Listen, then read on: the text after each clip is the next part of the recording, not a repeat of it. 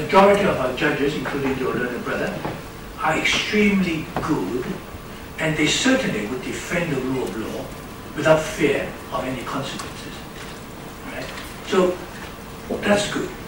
But any interpretation of the basic law is bad.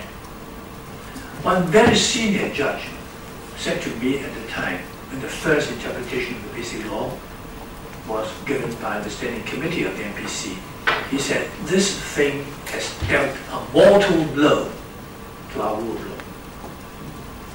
And that particular case was a bad precedent. That case concerned the right of abode of children born of a Hong Kong parent with a mainland parent.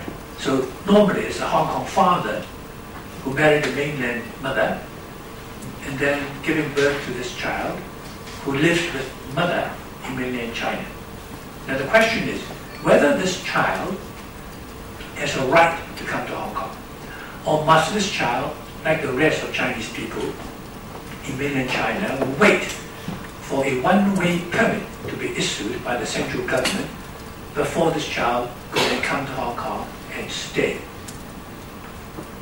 A two-way permit allows people to come into China from mainland, come to Hong Kong from mainland China, but they have to go back. Two-way permit.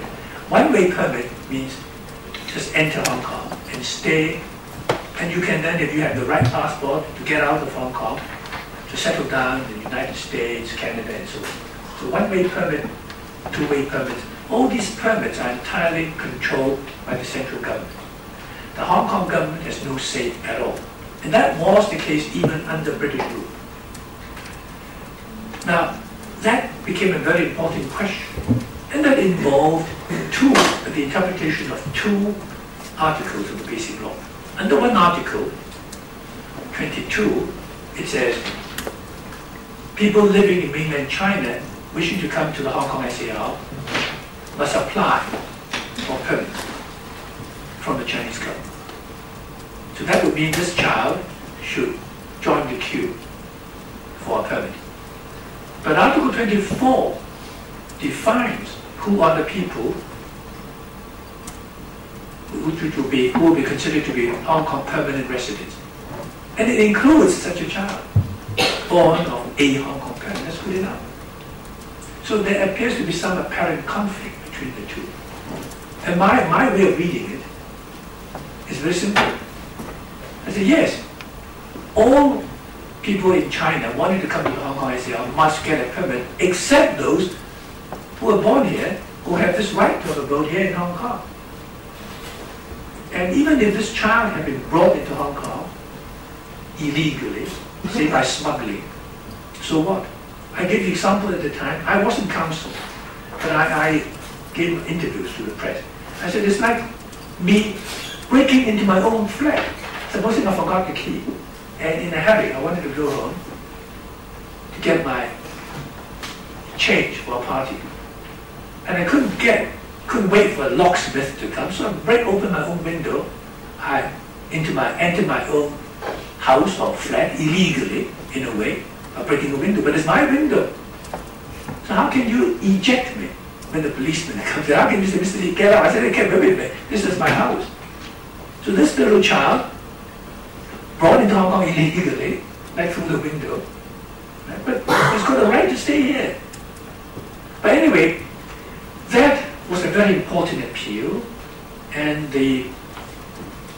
on the opening day of the appeal, which was on a Friday, I forgot the date, but it was on a Friday, a counsel for the government respondent actually stood up and drew the attention of the 5 judges of the Court of Final Appeal to Article 158, which says that when you interpret an article which governs the relationship between the central and local governments, like Article 22 and Article 24, then when it comes to the final stage, meaning the Court of Final Appeal, the court, that means the CFA, shall not interpret it, but shall refer it for interpretation to the Standing Committee of the National People's Congress.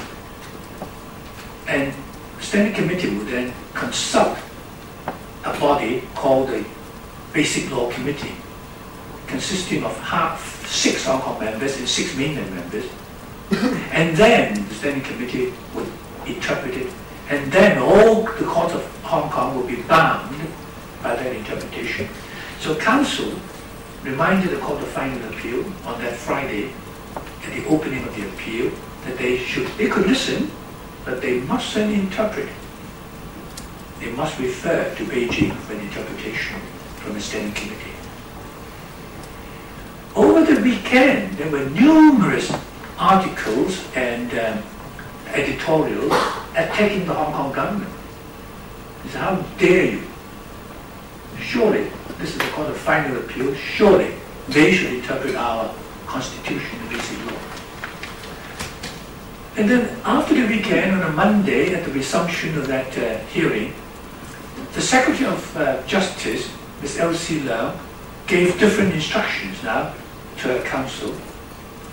And counsel, therefore, the government said, we have no more objection to you, the CFA, to interpret these articles of the basic law. So, and each of the 5 judges asked him, are you sure that we can go ahead and interpret it in spite of the provisions of Article 158? Yes, my lord, said counsel. So they went ahead and interpreted it in favor of the child, correctly, in my view.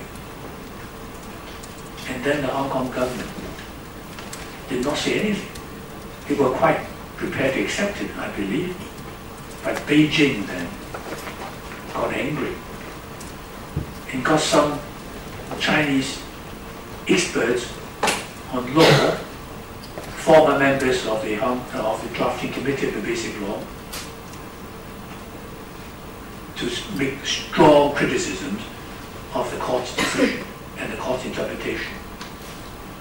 And the Hong Kong government, under Tung Chee Hwa, then came to see us, the legislators, and said there will be dire consequences if this interpretation were allowed to stand, because 1.67 million such children will descend into Hong Kong within 3 years. And then where do we have enough schools for them? Where do we have enough housing for them? Unemployment rate will go down by 10 percentage points. And tax will have to go up, blah, blah. It absolutely frightened the people of Hong Kong. And then the chief executive then actually requested Beijing, the Standing Committee, to reinterpret the relevant articles of the basic law. We protested in the Legislative Council, but we were in the minority. So the majority of the Legislative Council endorsed his decision to turn for help from Beijing. And of course, as expected, a totally different interpretation was rendered in Beijing, completely overturning the interpretation by the Court of Final Appeal. I was very angry. I said, so if the interpretation is in favor of the government, that's final. If it's against the government, it's only semi-final. That really hurt the system. I never believed the figures of the government anyway. So now, most of them have already come. Most of them who are entitled are already here. Any problem? No.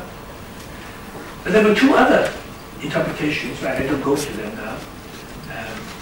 And it's bad. Every time they resort to this method of interpreting our law, not by the courts, but by the legislature in Beijing, that's a blow, a very serious blow to our rule of law. And after all, our system of law is supposed to remain the common law system that is provided in the basic law. And under the common law system, of course, only